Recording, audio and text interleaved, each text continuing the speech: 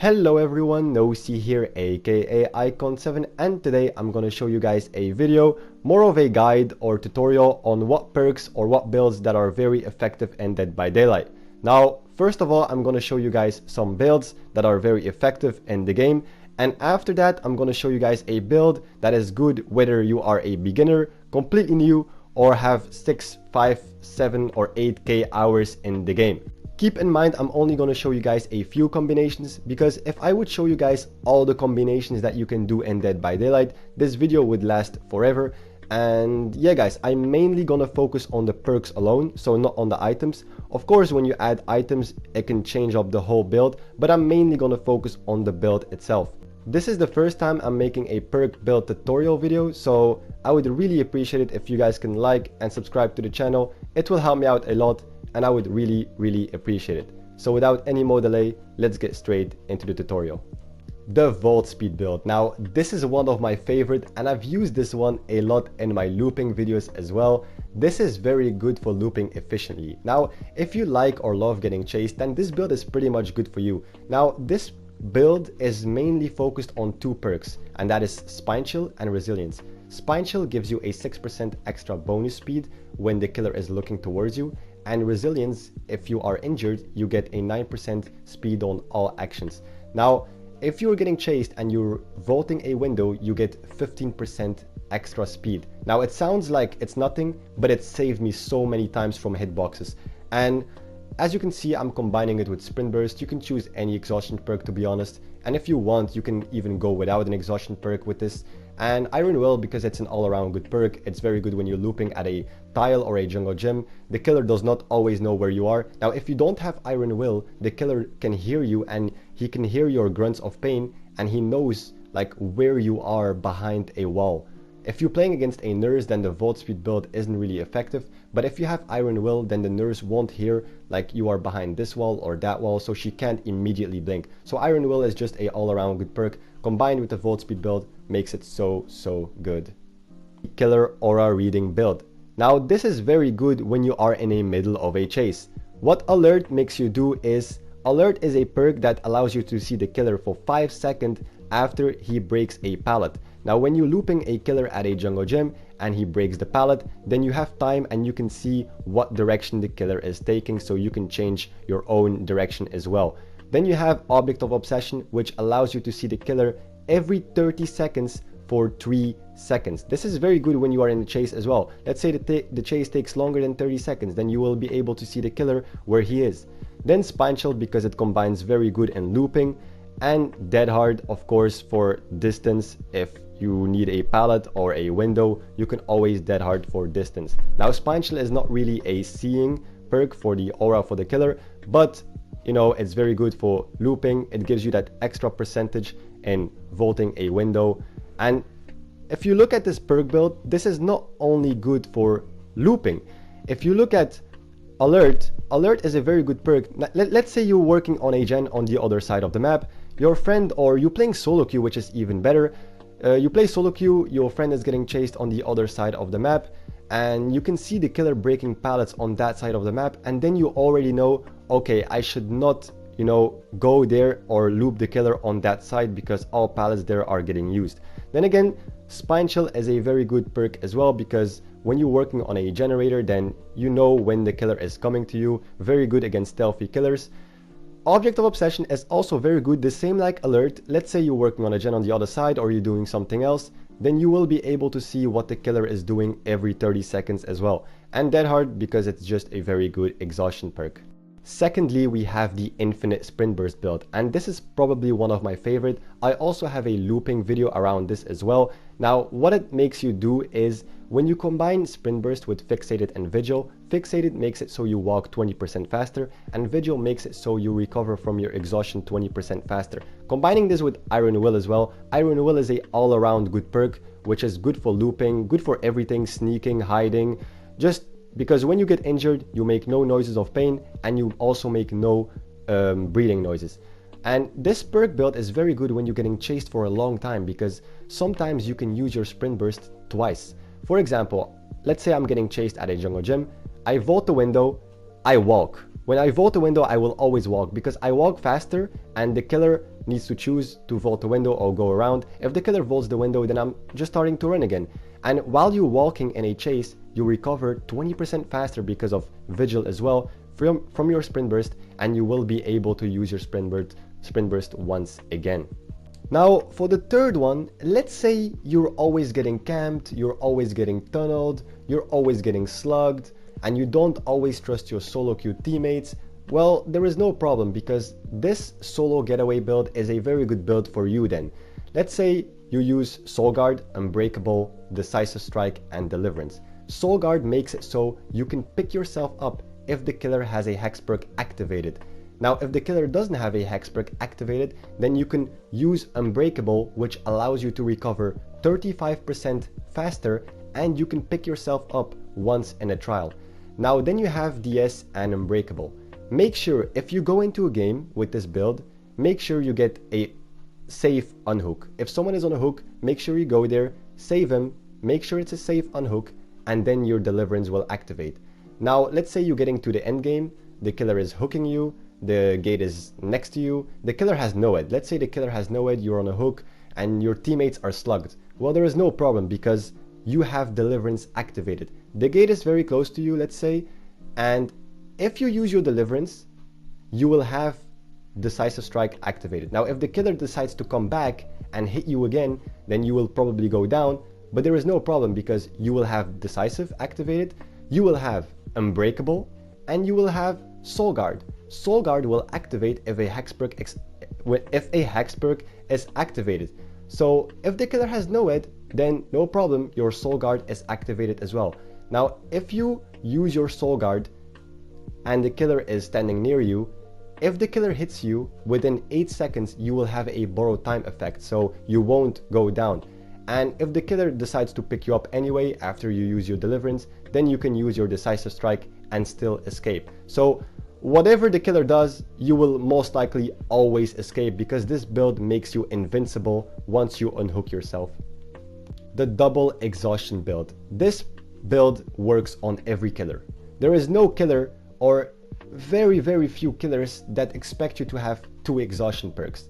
Like almost no killer expects you to have 2 exhaustion perks. They always expect you to have Dead Hard, Sprint Burst, or Life, or Smash Hit, but they never expect you to have like Dead Hard and Balanced Landing at the same time. Now, this build is very good on any map, because if you are on a map like Haddonfield, then you can get a lot of value from Balanced Landing.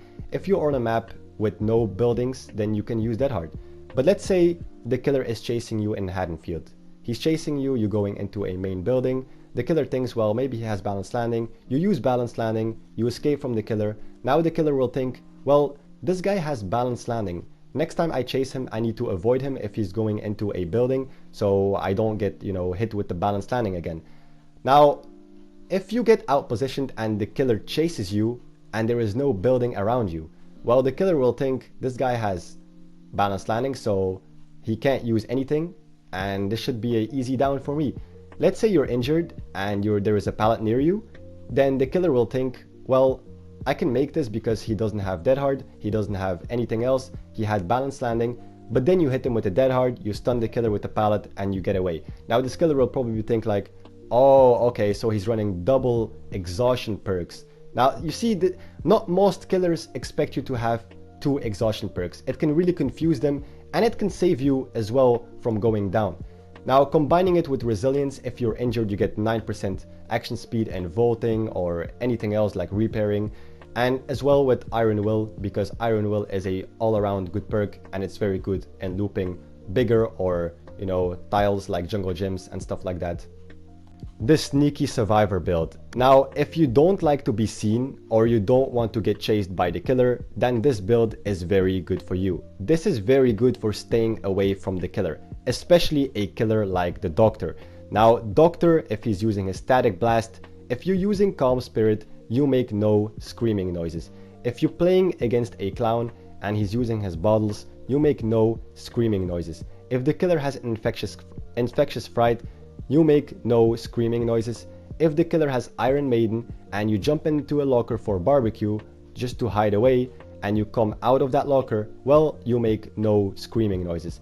I think Calm Spirit is very good against Doctor itself because, you know, who likes going up against Doctor nowadays? So Calm Spirit against Doctor is very, very good.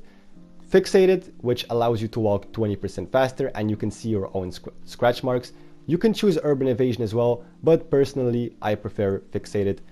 Spine Chill, if you're working on a generator, if the killer is looking towards you or he's coming towards you, your Spine Chill will activate, so you can just run away or hide away.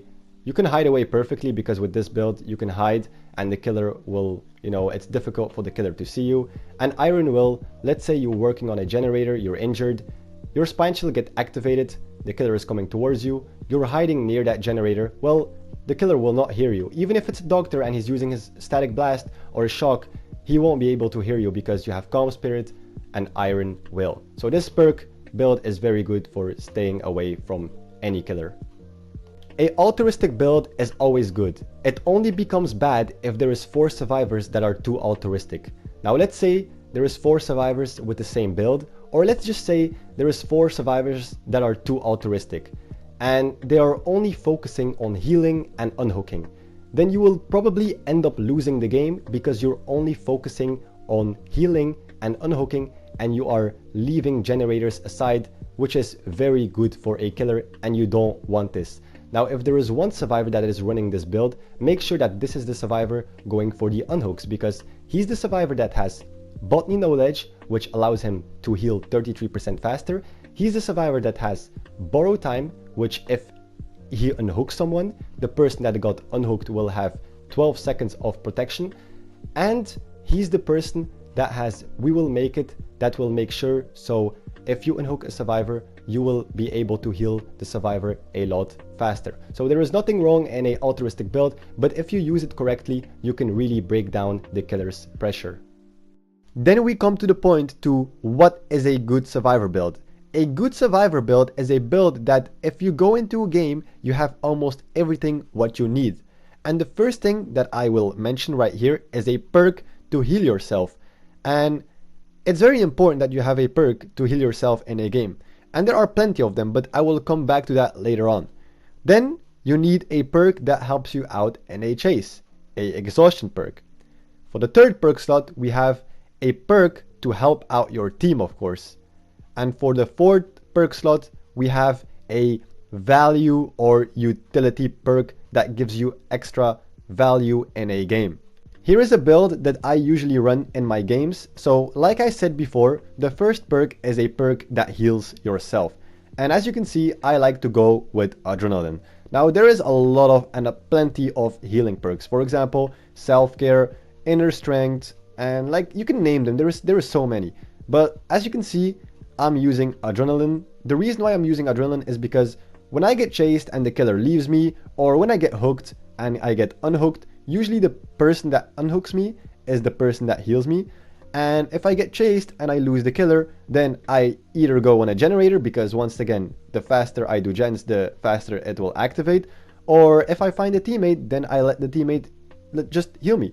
But like I said, there is many and plenty of healing perks. Let's say you are completely new to the game, then I would probably recommend to you using Self-Care. Like I'm talking about maybe, like let's say you started playing DBD for like a week or a month or 2 months, then I would say Self-Care or even Inner Strength. If you don't know what Inner Strength does, when you break a Dull Totem or a Hex Totem, if you get injured the next time, then if you go into a locker for 8 seconds, you get automatically healed. So this is also a good perk for beginners or Self-Care like I said, but as you can see right here, I'd like to go with Adrenaline.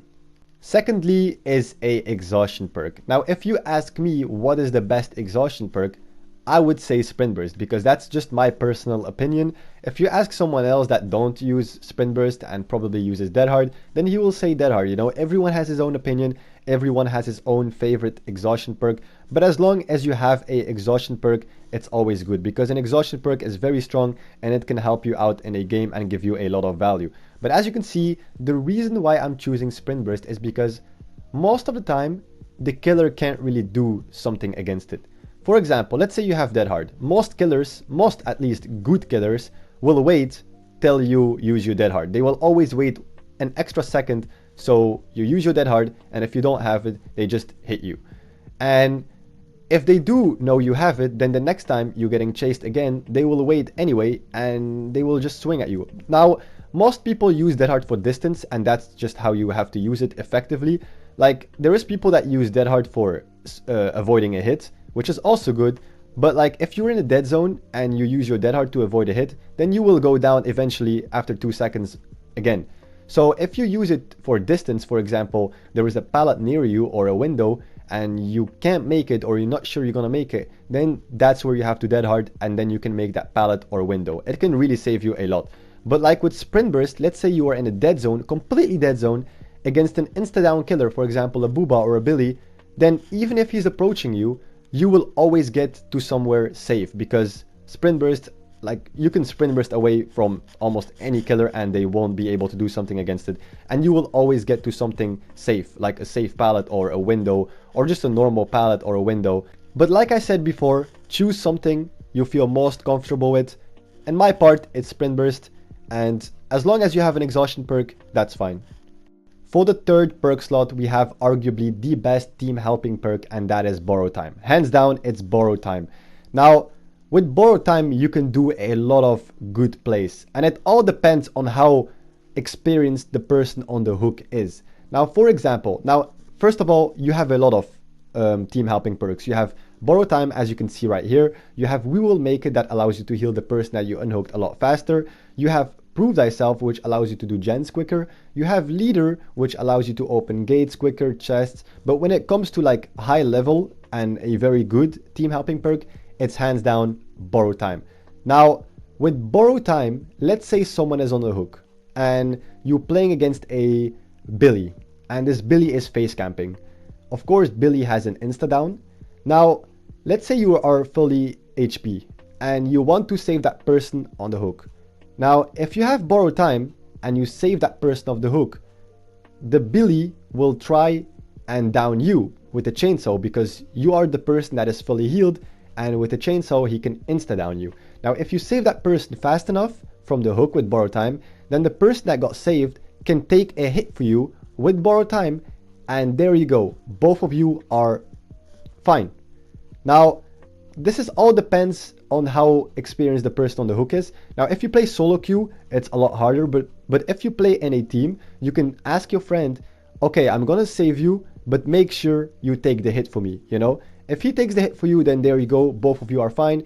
If not, then yeah, you will go down, but your teammate is fine, and of course he has Borrow Time. So yeah, in my opinion, Borrow Time is like the best play. What you can also do with Borrow Time, and that is, like, I can go further with these things. For example, let's say you get saved with Borrow Time and it's the end game, and your teammate is getting chased by a killer, and the killer has no ed, and your teammate is full HP.